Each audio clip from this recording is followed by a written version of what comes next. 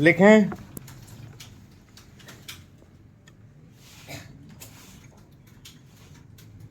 उन्होंने यह नहीं समझा कि हम अपने को अलग रख रहे हैं, ना कि उनके विरोधियों के साथ मिल रहे हैं। जैसे जैसे समय बीतता गया, धीरे धीरे उन्होंने भी हमारी विदेशी नीति को समझा।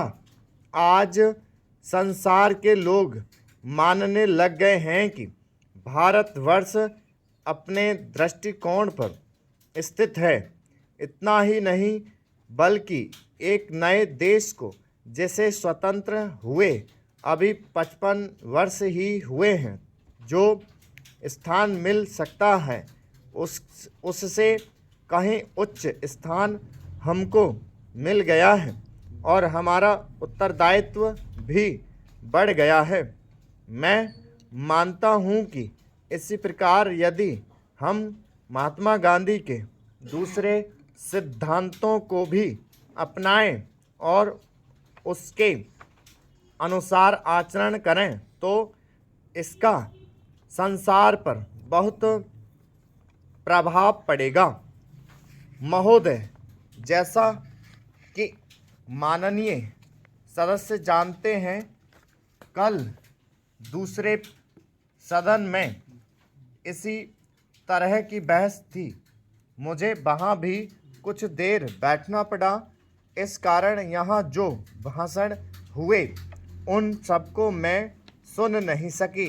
मुझे सुनकर दुख है कि कुछ माननीय सदस्यों ने इस अवसर पर भी हमारे विदेश विभाग को बुरा भला कहा।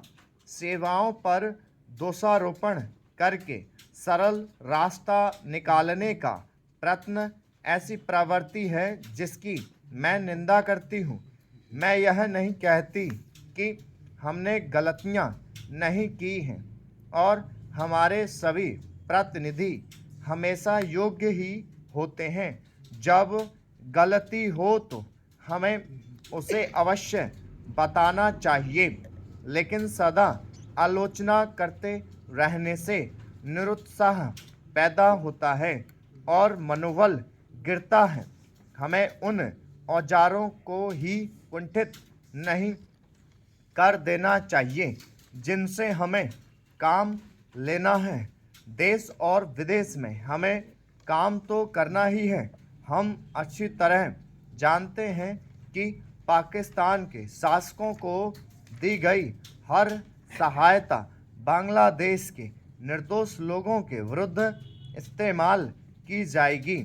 इस अवसर पर हमारे प्रतिनिधियों ने परिश्रम से बहुत अच्छा काम किया है। प्रस्तुत परिस्थितियों में वे जितने प्रभावी हो सकते थे हुए हैं। कुछ सरकारों के विचार निश्चित हैं और यदि उनमें सहानुभूति भी पैदा की जाए तो भी वे इस प्रकार के मामले में कोई स्पष्ट बात कहने को तैयार नहीं होंगे। मैं कहना चाहूँगी कि हमारी उन सेवाओं ने जो वर्तमान स्थिति से निपटने में जुटी हैं, साहस और समर्पण का परिचय दिया है। यदि कुछ माननीय सदस्यों को गाली देकर और सरकार पर साहस, दिशा और यहाँ तक कि समझ की कमी का आरोप लगाकर कुछ संतोष मिलता है तो मैं उन्हें इससे वंचित नहीं करना चाहती। कुछ सदस्यों के लिए हिम्मत का अर्थ गले की ताकत और भावुकता की भाषा है। काश की जिंदगी इतनी ही सरल होती। इस सरकार में बहुत से दोष हो सकते हैं, लेकिन उसमें साहस की कमी नहीं है, ना ही यह आवश्यकता के अनुसार जोखिम उठाने से डरती है। जैसा मैं बहुत बार कह चुकी हूँ, हम इस स्थिति या किसी भी स्थिति के केवल कानूनी पहलू की चिंता नहीं करते। हम चिंता करते हैं केवल एक ही बात की, और वह है हमारे राष्ट्रीय हित, सुरक्षा और स्वाभाविक रूप से बांग्लादेश के बहादुर लोगों की सुरक्षा। इसी कारण से शांति से काम करने का महत्व है। महोदय, मान्यता शब्द की हर तरफ से मांग आई है।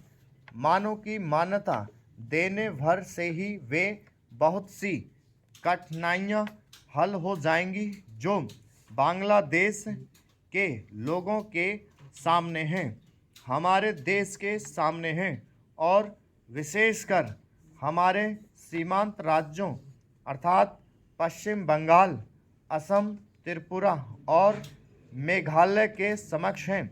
हमने इस प्रश्न के हर पक्ष पर बड़ी गहराई से सोच विचार किया है। जैसा कि मेरे साथी ने बताया है, इसकी हम निरंतर समीक्षा करते हैं। हम इसकी प्रतीक्षा नहीं करते कि दूसरे देश इस विषय में क्या करते हैं।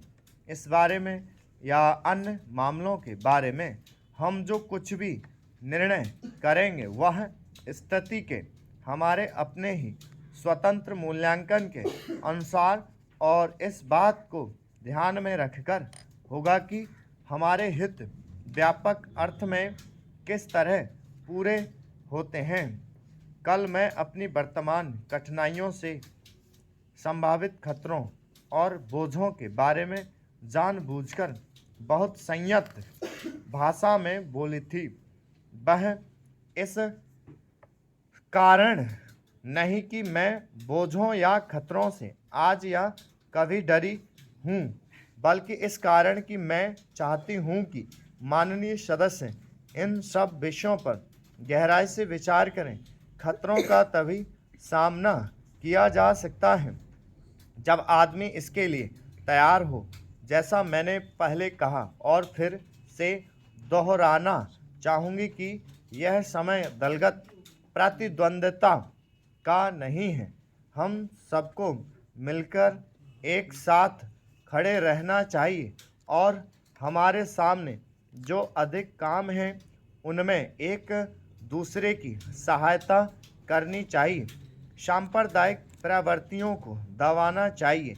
मेरे विचार में सब पार्टियों को सहायता करनी चाहिए कि बांग्लादेश और शरणार्थियों का प्रश्न सांप्रदायिक स्तर तक ना गिरने पाए, बल्कि अपने सही स्तर पर ही बना रहे जो राष्ट्रीय और अंतर्राष्ट्रीय स्तर है। मैं इन प्रश्नों और अन्य घटनाओं के बारे में विरोधी दलों के नेताओं और सदन के अन्य सदस्यों से संबंध बनाए रहूँगी। मैं अपनी तरफ से सदस्यों को इस विषय पर अपनी बात मुझसे आकर कहने और उनके पास जो कोई जानकारी हो उसे बताने की पूरी छूट देती हूँ। साथ ही इस समय इससे अधिक और कुछ कहने को नहीं है। मैं बस इतना ही कहना चाहूँगी कि हम निराश न हों। हमें अपने और अपने लोगों पर भरोसा होना चाहिए। हमें बांग्लादेश की वीर जनता और अपने अधिकारों के लिए लड़ने के संकल्प पर भरोसा होना चाहिए।